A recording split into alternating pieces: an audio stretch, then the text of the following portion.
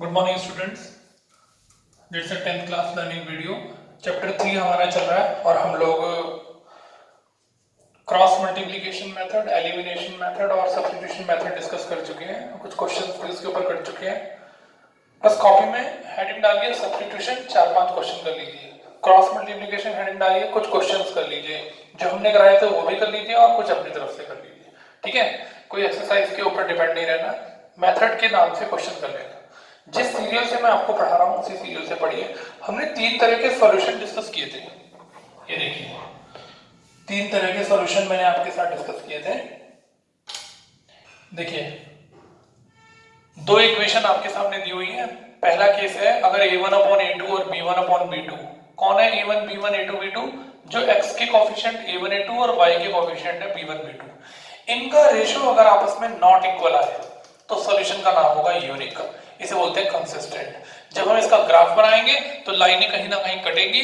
जब perpendicular draw करेंगे तो x और y का आंसर आएगा। तो इन लाइनों का नेचर हुआ इंटरसेक्टिंग लाइंस। ठीक है, जब 2 रेशियो सेम होंगे लेकिन वो तीसरा रेशियो सेम नहीं होगा तो नो सॉल्यूशन, इसका नाम इनकंसिस्टेंट।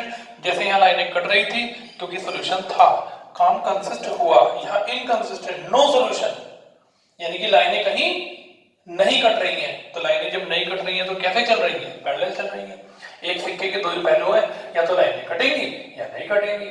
नहीं कटेंगी तो नो सॉल्यूशन, यानी कि पैरेलल लाइंस, और कटेंगी तो इंटरसेक्टिंग लाइंस।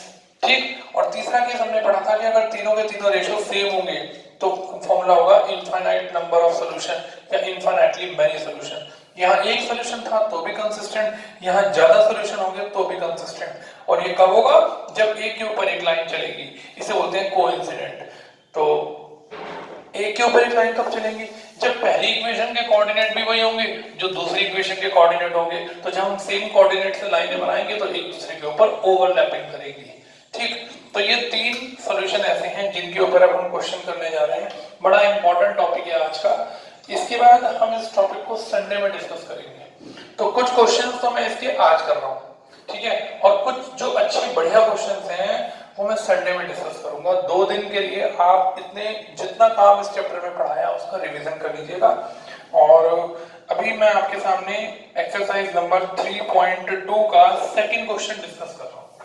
देखिए 3.2 का क्वेश्चन नंबर 2 ये बनाना है। इसके अंदर कि इंटरसेक्ट एट ए पॉइंट और पैरेलल और कोइंसिडेंट। आइए एक बार क्वेश्चन पढ़ लेते हैं। जब क्वेश्चन वीडियो देख रहे हो तो बुक आपके हाथ में होनी चाहिए, ठीक है, चाहे बुक की जरूरत पड़े ना पड़े लेकिन बुक आपके हाथ में होनी चाहिए। क्वेश्चन पढ़ते हैं 3.2 का second. On comparison the ratio, कह रहा है इन इक्वेशंस के रेशियो को कंपेयर करिए और चेक करके बताइए कि जो इक्वेशंस दे रखी हैं फॉलोइंग, ये इंटरसेक्ट एट ए पॉइंट कर रही है, ये किसी पॉइंट पे कट कर रही है, पैरेलल है या कोइंसिडेंट है। ठीक है, तो आइए क्वेश्चन को पढ़ते हैं। सबसे पहले फर्स्ट पार्ट है 5x - 4y + 8 = 0, 7x + 6y - 9 = 0। ये देखिए ध्यान से। अब सबसे पहले क्या ध्यान रखना है कि सब कुछ स्टैंडर्ड फॉर्म में लिखा होना चाहिए। स्टैंडर्ड फॉर्म किसे बोलते हैं? ax + by + c = 0, यानी कि राइट साइड में 0 होनी चाहिए और सब कुछ लेफ्ट साइड में लिखा होना चाहिए। ठीक, अब उसने कहा कि चेक करके बताओ कि इन तीनों में से कौन सा सॉल्यूशन होगा। तो उसके लिए क्या करेंगे? अब मुझे तो पता नहीं कौन सा सॉल्यूशन होगा, तो पहले मैं इनके रेशियो चेक करूंगा। तो देखिए लेफ्ट हैंड साइड में लिखने के बाद a1/a2, इसका आंसर सबके अलग अलग निकालेंगे। ये नहीं फॉरन डिसीजन पे पहुंच जाएंगे ये होगा ना, पहले अलग अलग आंसर निकालेंगे। देखिए a1/a2 क्या आया? 5/7। अब निकालेंगे b1/b2, जरा चेक करो क्या आया? -4/6। क्या आया कट के? -2/3। जरा देख के बताइए क्या ये दोनों रेशियो सेम आए? बताइए ये जो दोनों रेशियो है क्या ये सेम आ रहे हैं? सेम नहीं आ रहे हैं तो मुझे तीसरा रेशियो फाइंड करने की जरूरत नहीं है। मैं C1/C2 केवल उसी क्वेश्चन में निकालूंगा जहां शुरू के 2 रेशियो सेम आ रहे होंगे। ये चेक करने के लिए कि वो नो सॉल्यूशन का है या इनफाइनाइटली का है। जहां शुरू के दो रेशो सेम आ रहे होंगे वो पहला केस तो हो ही नहीं सकता। तो दूसरा केस चेक करने के लिए कि वो दूसरा है या तीसरा है, तो मुझे तीसरा रेशो निकालना पड़ेगा। लेकिन कब? जब ये सेम आएंगे। लेकिन यहां तो ये सेम आ ही नहीं रहे, तो तीसरे रेशो की जरूरत नहीं है। तो क्या लिखूं? मैंने लिखा we get A1 upon A2 और B1 अपॉन B2 का आंसर सेम नहीं आया, not equal. Therefore linear equations are intersect at a point. ये वाला आंसर नहीं लिखना, ये नहीं लिखना। जिन शब्दों में उसने कहा है कि इन तीनों में से एक आंसर बताइए, तो इन तीनों में एक आंसर कौन सा हुआ? Intersecting lines. तो मैंने कहा कि जब इन दोनों रेशो का आंसर सेम नहीं आएगा, यानी कि ग्राफ में लाइनें कटेंगी, और लाइनों को कटने को इंग्लिश में क्या बोलते हैं? Intersecting lines. समझ में आया क्या करना है? सबसे पहले स्टैंडर्ड फॉर्म में लिखना है। अगर कुछ राइट साइड में हो तो लेफ्ट में लाना है। फिर रेशो अलग अलग निकालने हैं, A1 अपॉन A2 का, B1 अपॉन B2 का। C1 अपॉन C2 का रेशो कब निकालना है? जब शुरू के दो सेम आते हुए नजर आए।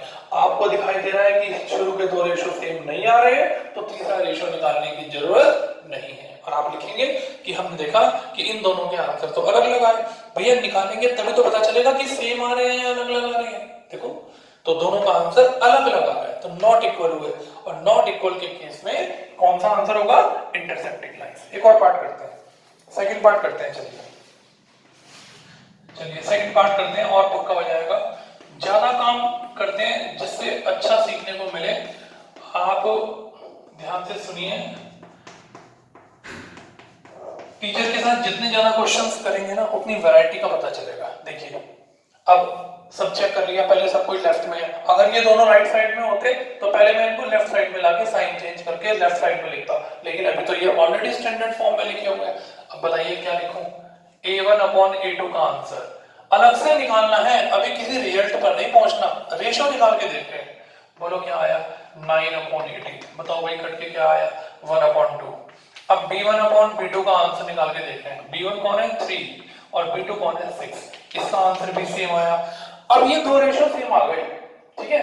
देखो A1 अपॉन A2 भी वही आया और B1 अपॉन B2, तो तीसरा रेशो भी निकालना पड़ेगा। अगर शुरू के दो रेशो सेम ना आते तो तीसरे की जरूरत ना पड़ती। C1 upon C2। बोलो भैया C1 कांस्टेंट टर्म को बोलते हैं, 12 अपॉन 24। ये भी सेम आया। तो क्या लिखा मैंने?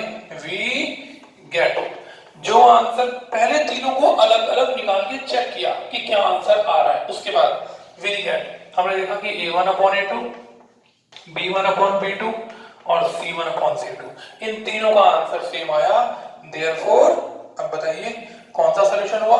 जब तीनों रेशो सेम आते हैं तो हमें कौन सा आंसर में जवाब देना है? देखो, हमें जवाब देना है कि ये कोइंसिडेंट होगा कि नहीं होगा।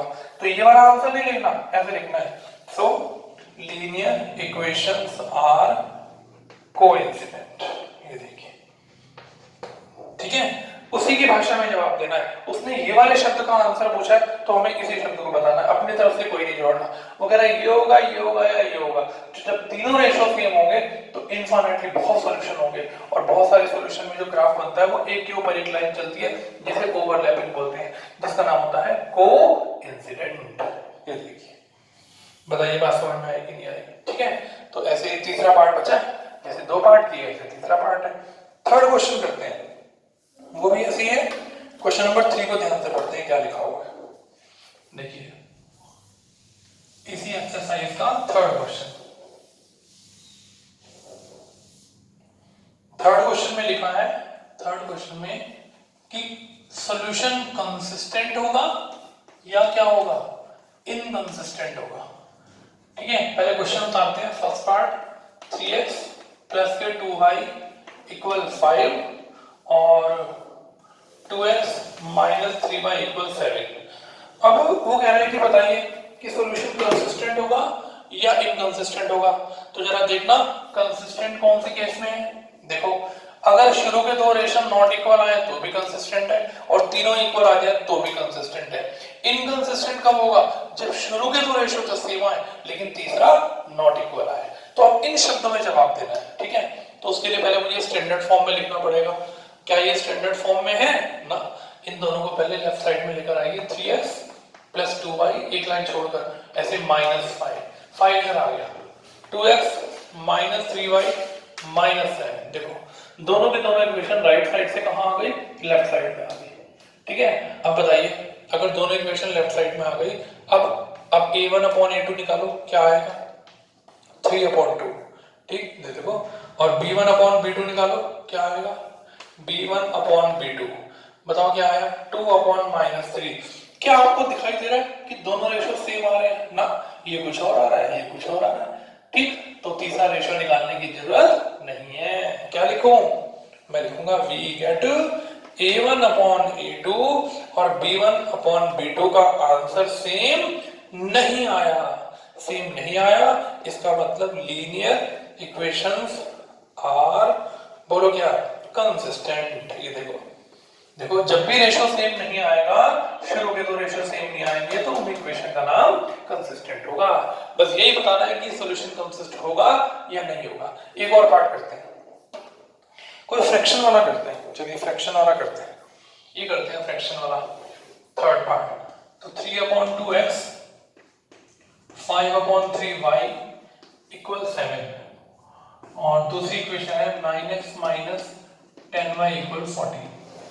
ठीक है, चलो इसको सॉल्व करते हैं। अब बताइए कि एलसीएम में है, तो पहले एलसीएम को हटाएंगे।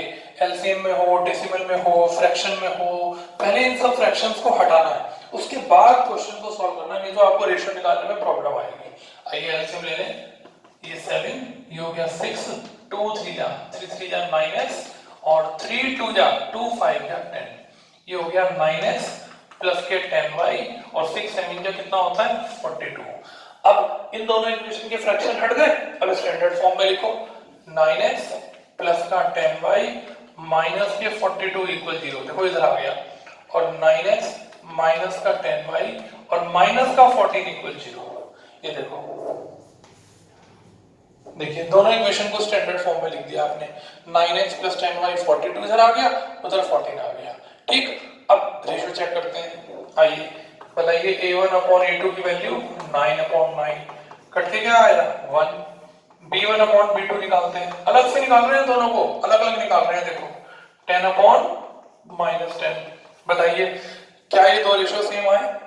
बच्चे पता क्या कहते हैं, सेम आए, एक 1 है दूसरा, अरे भैया ये +1 है और वो -1 है, तो रेशियो सेम कहाँ हुए, साइन तो अलग अलग हुए, तो तीसरा रेशियो निकालने की जरूरत नहीं है। क्या लिखूं, सिंस a1 अपॉन a2 और b1 अपॉन b2 का आंसर सेम नहीं आया, क्या लिखूं, वी गेट सेम नहीं आया, सो लीनियर इक्वेशंस आर, बोलो क्या हो गया सॉल्यूशन का नाम, कंसिस्टेंट। देखिए कंसिस्टेंट हो गया। ठीक है, तो अब आप 5 पार्ट है इसमें, आप कोई भी कर लीजिएगा। क्या ध्यान रखना है, सब कुछ लेफ्ट में लेकर आना है। कोई फ्रैक्शन हो तो एलसीएम लेके क्रॉस मल्टीप्लाई करके पहले उसको स्टैंडर्ड फॉर्म में चेंज करना है, जिससे रेशियो निकालने में आपको प्रॉब्लम ना आए। तो अगर दो रेशियो नॉट इक्वल है स्टार्टिंग के तो भी कंसिस्टेंट, तीनों सेम है तो भी कंसिस्टेंट, लेकिन अगर शुरू के दो रेशियो सेम है और तीसरा सेम नहीं है तो फिर क्या लिखेंगे, इनकंसिस्टेंट। ठीक है, समझ में आ गया। पहले ऐसे अलग अलग निकाल के देखने, तब रिजल्ट बताना है। अब क्वेश्चन नंबर 4 पे नजर रखो, यही क्वेश्चन है, which of the following equations are consistent और इनकंसिस्टेंट। इसमें साथ में इसने एक बात और जोड़ दी कि जो कंसिस्टेंट है उसका ग्राफ में बनाओ। तो अभी हम ग्राफ की बात नहीं करते, अभी तो हम केवल ये चेक करेंगे कि कंसिस्टेंट है या नहीं है। तो आगे निकालना कैसे कंसिस्टेंट होगा, यूनिक, देखो उसने कहा यूनिक, हम उसने कहा कंसिस्टेंट या इनकंसिस्टेंट। तो कंसिस्टेंट जब दोनों सेम नहीं होंगे या तीनों सेम होंगे, और इनकंसिस्टेंट जब तीनों दो सेम होंगे लेकिन तीसरा सेम नहीं होगा। और C1/C2 कब निकालेंगे, जब शुरू के दो रेशियो सेम नहीं सेम आएंगे तब तीसरा रेशियो निकालेंगे। अगर शुरू के दो रेशियो सेम नहीं है तो तीसरा रेशियो निकालने की जरूरत नहीं है। आप कहो तो एक और क्वेश्चन कर देता हूं, ठीक है, फोर्थ पार्ट कर देता हूं। चलिए फोर्थ पार्ट करता हूं इसका, जिससे और पक्का हो जाएगा, कोई कमी होगी तो अब वो पूरी हो जाएगी। माइनस के 10x प्लस के 6y और माइनस का 22। चलिए पहले स्टैंडर्ड फॉर्म में लिख लेते हैं, 5x माइनस का 3y माइनस के 11 इक्वल 0 और माइनस का 10x और प्लस के 6y प्लस के 22 सब कुछ लेफ्ट में ले आए। अब a1 अपॉन a2 निकालते हैं। पहले सबको निकालना है 5 अपॉन माइनस 10। क्या आया? माइनस कहीं भी लगा दो 1 अपॉन 2। चलो b1 अपॉन b2 चेक करते हैं। क्या आया? Minus 3 upon 6। अब c1 अपॉन दोनों सेम आ गए ना तो तीसरा निकालेंगे। अगर दोनों सेम ना आते, ये देखो सेम ना आते तो फिर मैं तीसरा रेशियो निकालने की जरूरत नहीं थी। c1 अपॉन c2 निकालते हैं। बताओ भाई माइनस 11 अपॉन 22 क्या आया? Minus 1 upon 2। क्या लिखूं? अब बताओ क्या रिजल्ट हो गया? बताओ। ये हो गया, इसका आंसर भी माइनस 1 अपॉन 2, इसका भी माइनस 1 अपॉन 2, इसका भी माइनस 1 अपॉन 2। तो क्या लिखूंगा? We get a1 upon a2 b1